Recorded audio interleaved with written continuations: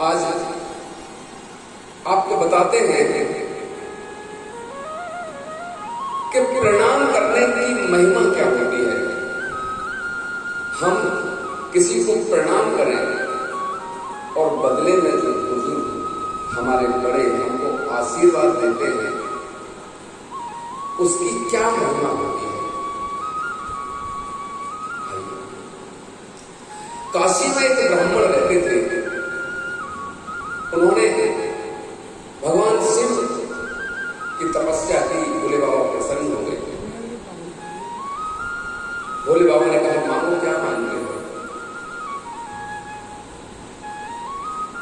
ब्राह्मण कहने लगे, प्रभु आपका दिया हुआ सभी कुछ है, लेकिन कोई पुत्र क्यों है। भोले बाबा कहने लगे, पुत्र दो प्रकार के होते हैं, एक सुपुत्र, एक कुपुत्र। सुपुत्र का जीवन छोटा होगा लेकिन सुख देगा। कुपुत्र का जीवन लंबा होगा लेकिन जीवन में दुख देगा। ब्राह्मण कहने लगा, प्रभु सुपुत्र की नहीं। भोले बाबा ने कहा, ठीक है। उसकी आयु 5 वर्ष थी और कहकर भोले बाबा अंतर्धान हो गए। अब ब्राह्मण सुखी भी और दुखी भी। इस तरह समय पर पुत्र उत्पन्न हुआ। 1 साल, 2 साल, 3 साल, 4 साल जब बीत गए तो ब्राह्मण को चिंता हुई। उसने ज्योतिषी से पूछा कि देखना कुछ हो सकता है इसमें। ज्योतिषी कहने लगा, हाँ हो सकता है। क्या कि अगर किसी सिद्ध संत का आशीर्वाद मिल जाए तो हो सकता है। ब्राह्मण कहने लगा, अब सिद्ध संत कहां से मिले। ज्योतिषी ने कहा कि तुम तो इस चक्कर में पड़ो ही मत। सभी को सिद्ध मानो और सभी को सिद्ध समझ के प्रणाम करवाओ बच्चे से। कोई ना कोई सिद्ध संत महात्मा मिल ही जाएगा। तो ब्राह्मण ने काशी में गंगा जी के घाट पर एक झोंपड़ी बना ली और बच्चे के साथ रहने लगा। अब बालक जो भी सामने से दिखाई दे सभी को प्रणाम करे। नर नारी निकले जिते, युवा वृद्ध और बाल, सूकर स्वान श्रगाल पशु, सूकर स्वान श्रगाल।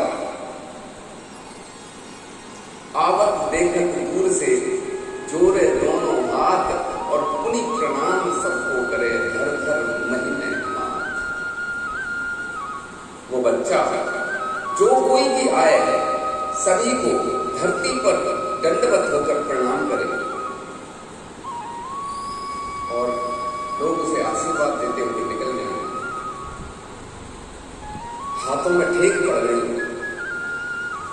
माथे पर निशान पड़ गया। जब बालक की आयु में रहे 3 दिन शेष, बड़े भाग से ले मग सप्तऋषि कियो प्रवेश। जब उस बच्चे के जीवन में मात्र 3 दिन रह गए तब सप्तऋषि आए।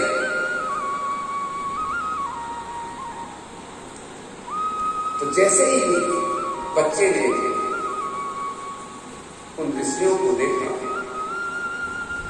तो मुनि मंडल को महीने पर के द्विज बालक दंड प्रणाम किया। चिरजीवी भवो, चिरजीवी भवो, ऋषियों ने आशीर्वाद दिया। बच्चे ने उन ऋषियों को देखकर प्रणाम किया तो ऋषियों के मुख से अनायास निकल पड़ा, चिरंजीवी भव, चिरंजीवी भव। ये देखकर उस बच्चे के पिता की आंखों में आंसू आ गए। कहने लगे कर जोर पिता बोले किम होंगे, सत्य आपके वचन कहे, इस दीन अभागे बालक की आयु में शेष गिनती रहे। बच्चे का पिता कहने लगा, प्रभु आपके वचन कैसे सत्य होंगे, इस बच्चे की तो जीवन के केवल मात्र 3 दिन बचे हैं। और ऋषि तो आपस में बात करने लगे, ये तो संतों की प्रतिष्ठा की बात है। उन्होंने आपस में खूब विचार किया। विचार करने के बाद ब्राह्मण से कहने लगे, तुम इस बच्चे को हमें आज ही हम दो, विश्वास रखिए इसका कल्याण होगा।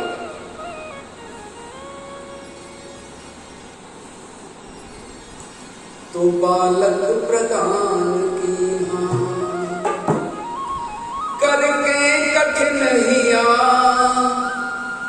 ऋषियों ने क्या किया, मुनियों ने क्या किया। वो बच्चा सप्त ऋषियों के साथ चला गया। अगले दिन वो ऋषि उस बच्चे को लेकर ब्रह्मा जी के पास पहुंचे और ऋषियों ने ब्रह्मा जी को प्रणाम किया।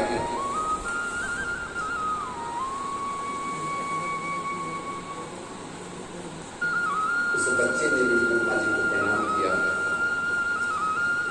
तो ब्रह्मा ने चारों मुख से चिरजीव कह दिया, ऋषियों ने क्या किया, मुनियों ने क्या किया। ब्रह्मा जी ने कहा, चल ठीक है। ब्रह्मा जी की ये बात सुनकर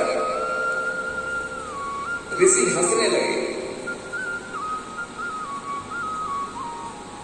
ब्रह्मा जी ने पूछा, भाई क्या हुआ? सुन ब्रह्म वचन हंस के मुनि मंडली चली, अपनी बला टली, चलो अपनी बला टली। ब्रह्मा जी पूछने लगे, क्या हुआ? ऋषि कहने लगे, ब्रह्मा जी इसकी आयु में मात्र 2 दिन रह गए हैं और आपने इसे चिरंजीवी रहने का आशीर्वाद दे दिया। तो ब्रह्मा जी बोले, भाई ये तो हम आशीर्वाद देकर फंस गए। ऋषि बोले, ऐसे ही चल हम भी फंस गए थे। तो ब्रह्मा जी कहने लगे, तो भाई हमारी बात बनाओ, किस तरह से बात बन सकती है हमारी। तो ऋषि कहने लगे, उन्होंने कहा, प्रभु आप ही कुछ सोचो, आप ही बुद्धि के देवता हैं, आप बताओ। तो ब्रह्मा जी ने सोचकर कहने लगे, भाई इसमें लिखा हुआ तो नहीं डाला जा सकता, लेकिन बदलाव किया जा सकता है। कि बदलाव कौन करेगा? तो ब्रह्मा जी कहने लगे कि भाग मेट सकई त्रिपुरारी, भाग मेट सकई त्रिपुरारी। केवल भगवान शिव एक ऐसे हैं जो इस बच्चे के लिखे हुए भाग्य को बदल सकते हैं। चलिए भोले बाबा के पास चलते हैं। भोले बाबा के पास ब्रह्मा जी, सप्त ऋषि और वो बच्चे को लेकर गए। सभी ने प्रणाम किया। तो सबसे पीछे वो बच्चा भूतल पड़ो लपटती नाई, धरती पर दंडवत प्रणाम करके करने के लिए बच्चा पड़ा हुआ था। शिव ने विनीत हंस के मुख मुख पंच से कहो चिरजीव सुत रहो, चिरजीव सुत रहो। ब्रह्मा जी कहने लगे प्रभु इस बच्चे के जीवन में तो एक ही दिन बाकी है। ब्रह्मा जी ने जब कहा तो भोले बाबा कहने लगे अच्छा किसका बच्चा है ये? बताया कि काशी के ब्राह्मण का। भोले बाबा कहा अरे ये बच्चा तो हमारे ही आशीर्वाद से हुआ है।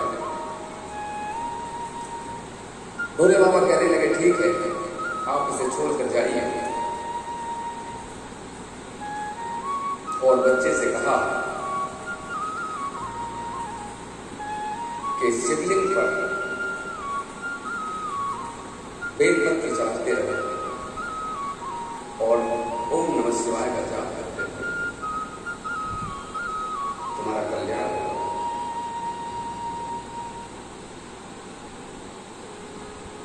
बच्चा भोले बाबा के मंदिर में शिवलिंग पर बेलपत्र चढ़ाना शुरू कर दिया, ओम नमः शिवाय का जाप करने लगा। समय पूरा हुआ तो यमराज अपना यमवास लेकर आए।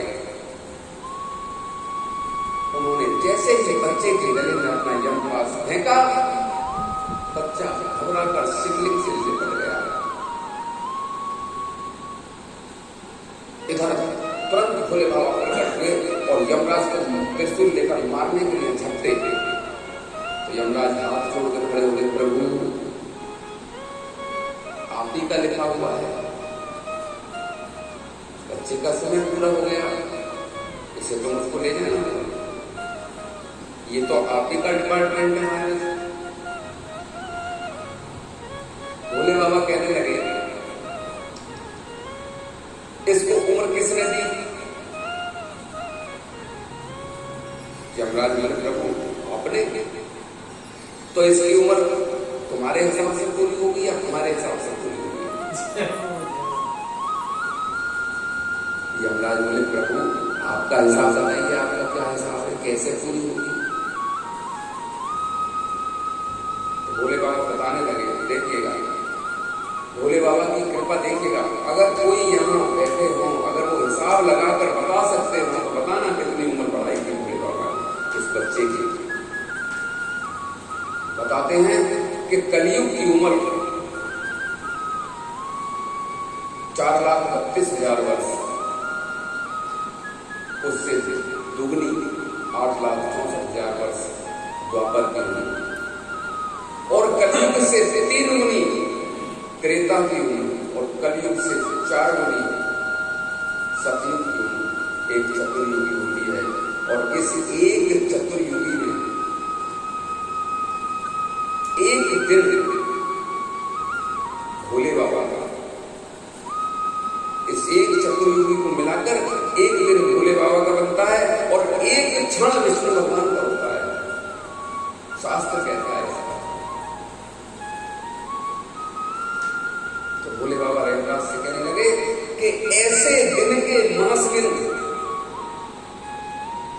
ऐसे मेरे एक दिन के महीने गिन, ऐसे दिन के मास गिन और मासों के पुनि वर्ष, और ऐसे 5 बरस रहे बालक सुखी से। यमराज हाथ जोड़कर खड़े हुए कहने लगे प्रभु आपके एक दिन में कितने ब्रह्मा बदल जाते हैं, अब मेरे जैसे यमराज कितने बदलेंगे इसका तो कोई अंदाजा नहीं हो सकता। तो आप जानते हैं वो बच्चा मार्कंडेय मुनि के नाम से प्रसिद्ध हुआ, और मार्कंडेय मुनि हमारे शास्त्रों में उन्होंने समाज के लिए बहुत कुछ लिखा है। तो ये महिमा है अपने से बड़ों को प्रणाम करने की। हरि लाल की